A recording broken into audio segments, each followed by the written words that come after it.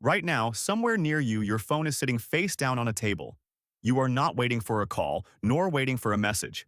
And yet, every few minutes, your hand drifts toward it anyway, sometimes without even realizing it. You pick it up. There is nothing new, and you put it down. 10 minutes later, you do it again, as if the internet might have rebuilt itself while you were making coffee. You might think this is a willpower problem. You assume your phone was designed to be addictive, and that the fault sits somewhere between the app icons and your own self-control. That explanation feels reasonable, but also incomplete. The urge to check is not new. It did not arrive with the iPhone or with notifications, or with the little red dot that makes your stomach tighten. That urge is hundreds of thousands of years old. Your phone simply found a way to plug directly into a circuit your ancestors built for an entirely different world. To understand why you cannot leave your phone alone, you have to go back to a time before phones existed at all, before screens, before electricity, back to a small group of people walking across a dry, open landscape, scanning the horizon for two things: food and danger. That scanning behavior was not optional. It was a necessity. Every waking hour, your ancestors' brains were running a constant background process, checking the environment for anything that had changed since the last glance. A rustle in the grass, a shift in the wind, or even a patch of berries that was not there yesterday. Survival depended on noticing the new thing before it notices you. Back then, the new thing was usually a predator. Today, it is more likely to be a discount notification and 3 unread messages from a group chat you muted on purpose. Here is the part that matters. Your ancestors could not afford to wait until they found something valuable before paying attention. They had to stay curious long before they knew whether anything was actually there. A landscape might contain food, or danger, or nothing at all. The only way that strategy works is if the search itself feels worthwhile. Because if paying attention felt like a chore, nobody would have spent hours scanning a landscape that usually looked exactly the same as it did 5 minutes earlier. This is where dopamine comes in. And dopamine is probably not doing what you think it's doing. For decades, people assumed dopamine was the brain's reward chemical, the thing that fires when something good happens. Then a neuroscientist named Wolfram Schultz ran a series of experiments on monkeys that quietly rewrote that assumption. He found that dopamine spikes were not really about the reward itself. They were about the uncertainty leading up to it. When a reward was guaranteed every time, dopamine barely responded. But when a reward was unpredictable, sometimes appearing and sometimes not, dopamine surged with every single check.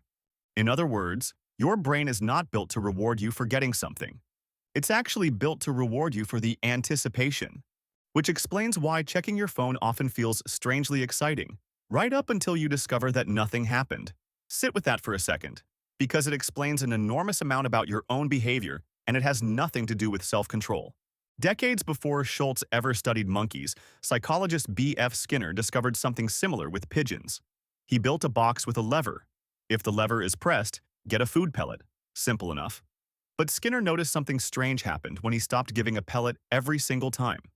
When the reward only came sometimes, and the pigeon could never predict exactly when, the pigeon pressed the lever even more, not less.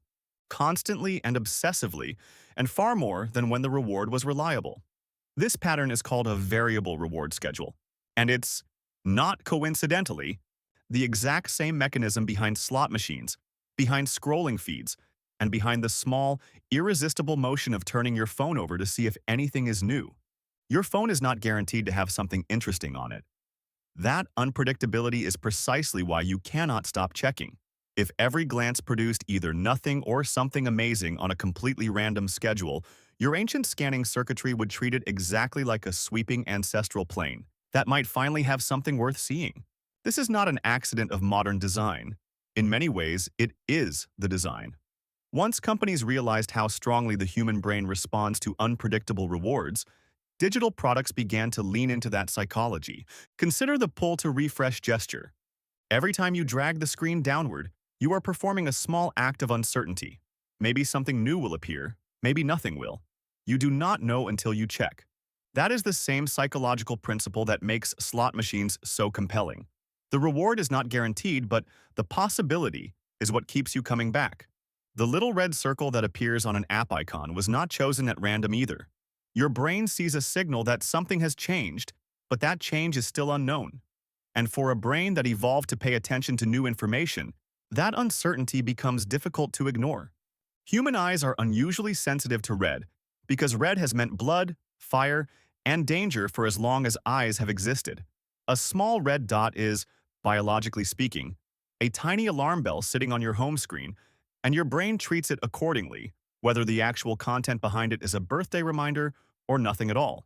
You are not weak for falling into this. You are running software that was optimized over hundreds of thousands of years for exactly this kind of uncertainty. The tragedy is simply that the savannah used to run out of new things to notice. Your phone never does. There is a second ancient circuit running underneath the first one, and it has less to do with food and danger and more to do with people. For most of human history, survival was not really an individual project. It was a group project. Anthropologist Robin Dunbar spent years studying the social structure of early human communities and proposed that human brains evolved to track a surprisingly specific number of relationships, somewhere around 150 people. That was roughly the size of a group small enough to know everyone personally, and large enough to still need careful tracking of who was an ally, who was a rival, who owed a favor, and who had quietly stopped trusting you. Falling out of step with the group was not a minor social inconvenience, it could be deadly. For most of human history, being separated from your tribe meant facing predators, harsh environments, and scarce food alone. Humans have survived because they belonged in groups, and staying connected to those groups mattered. As a result, your brain became highly sensitive to social information. Who is paying attention to me? Who is drifting away? Has something changed that I should know about?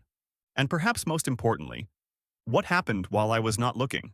That last question should sound familiar, because every time you open a social app after a few hours away, some version of it is running quietly in the background, asking a simple question: what happened while you were gone? That feeling is not really about the content. It is an ancient alarm bell that was repurposed. Your ancestors needed to know who left the group and who joined it, or who whispered something important by the fire while they were out hunting. Missing that information carried real consequences. However, unlike your ancestors, missing information today rarely carries serious consequences. Most of the time, it simply means finding out something a little later than everyone else. But your brain has not updated the risk assessment. Your brain still treats missing a group chat the same way, even though the actual consequence of missing it is almost always nothing. This is where the irony gets sharper, because the very same instincts that kept your ancestors alive are now working quietly against you. The irony is that none of these instincts ever went away. They simply found new targets.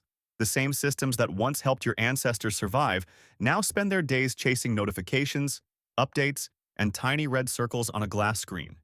None of these systems broke. They are simply solving yesterday's problems in today's world.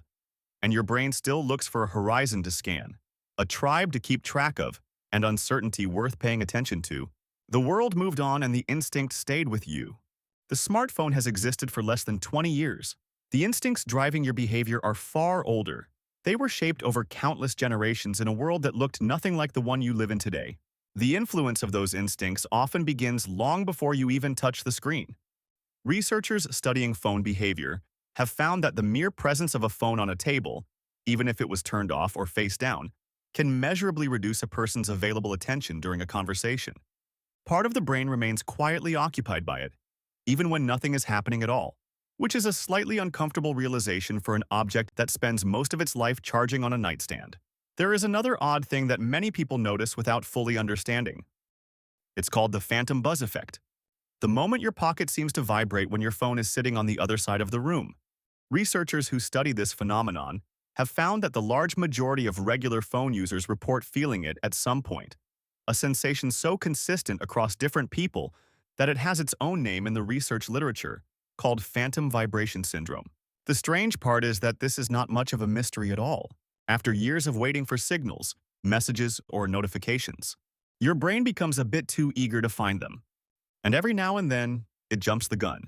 The signal never arrived. Your brain just got there first. Think about how strange that would have sounded to someone living 10,000 years ago. Imagine trying to explain that a smooth black rectangle could interrupt a conversation without making a sound. They would probably assume it was cursed. A flat object sits silently on a rock. Nothing happens, nobody touches it, and yet part of their attention drifts back to it. And if that sounds ridiculous, it should. You have become so accustomed to this behavior that it barely feels strange anymore. What makes a smartphone so effective is not the technology itself. It's the fact that it taps into patterns of information the human brain has spent a very long time learning to notice. The language of novelty, the language of social information, and the language of something might have changed. And your brain pays attention for the same reason it always has. Because sometimes the new thing matters. Of course you check your phone. Anyone living with your brain and your circumstances would probably do the same. Isn't this exactly what surrounds you every day? Give a hunter-gatherer unlimited access to novelty, gossip, status updates, and maybe some cat videos. Because who doesn't like cat videos? The outcome is unlikely to be different. That does not mean you are powerless against it. In fact, once you understand what the urge actually is, it becomes a little easier to see it for what it is. Not a command, not an emergency, just an old instinct doing what it has always done. Researchers who study attention have noticed something surprisingly simple. The phone does not even need to be in your hand. In many cases, putting it in another room is enough to make the urge to check it fade dramatically. Simply knowing it is nearby seems to keep part of the mind waiting for it. And that waiting has a habit of showing up in unexpected places. Standing in a slow-moving line, waiting for a kettle to boil, or sitting in a parked car for 30 seconds before getting out. Somehow, 30 seconds became enough time to check 3 different apps and forget why you opened the first one. And perhaps that is the deeper pattern, hiding underneath all of this. But checking isn't always about information. Sometimes it happens when there is nothing else to focus on. For most of human history, moments like these rarely meant keeping your eyes on a single object. The mind wandered, scanned, and looked around, and that tendency never really disappeared. The modern world removed the landscape, but the instinct followed you into it. So the phone quietly stepped in and filled the role, a pocket-sized horizon that always suggests there might be something new just beyond the next glance. You are not failing to control a habit. You're just watching an old part of the mind navigate conditions that did not exist for most of human history. For all the ways the world has changed, one thing stayed remarkably familiar. The horizon never really stopped calling. It simply became smaller, brighter, and easier to carry around. Share your thoughts in the comments below. When was the last time you picked up your phone for no particular reason? If you enjoyed the video, make sure to like and subscribe to the channel for more thoughtful explorations.